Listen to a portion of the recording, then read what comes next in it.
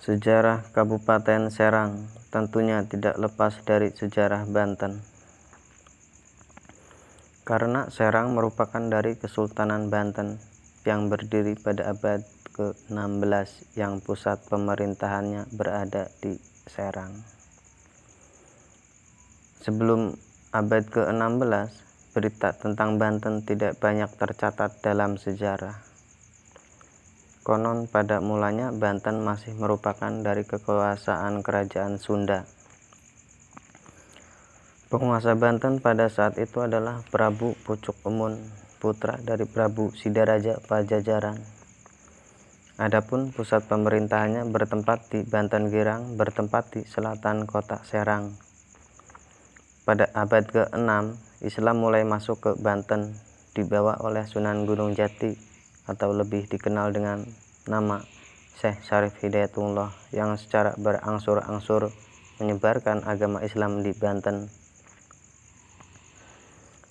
Syarif Hidayatullah sendiri menaklukkan pemerintahan Prabu Pucuk Umun pada tahun 1524 Masehi sampai 1525 Masehi. Dan selanjutnya beliau mendirikan kerajaan Islam di Banten dan mengangkat putranya bernama Maulana Hasanuddin menjadi Sultan Banten yang pertama, yang berkuasa kurang lebih 18 tahun. Dari tahun 1552 Masehi sampai 1570 Masehi. Atas prakarsa Sunan Gunung Jati atau Sunan Syarif Hidayatullah. Pusat pemerintahannya yang semula di Banten Girang dipindahkan ke Surosoan Banten Lama yang terletak kurang lebih 10 km sebelah utara kota Serang. Setelah Sultan Maulana Hasanuddin meninggal pada tahun 1570 Masehi, digantikan oleh putranya Maulana Yusuf sebagai Sultan Banten yang kedua dari tahun 1570 Masehi sampai 1580 Masehi.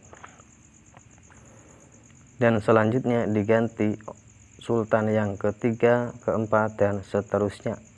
Dan sampai dengan yang terakhir Sultan yang ke-21, yaitu Sultan Muhammad Rafiuddin yang berkuasa pada tahun 1809 Masehi sampai 1816 Masehi.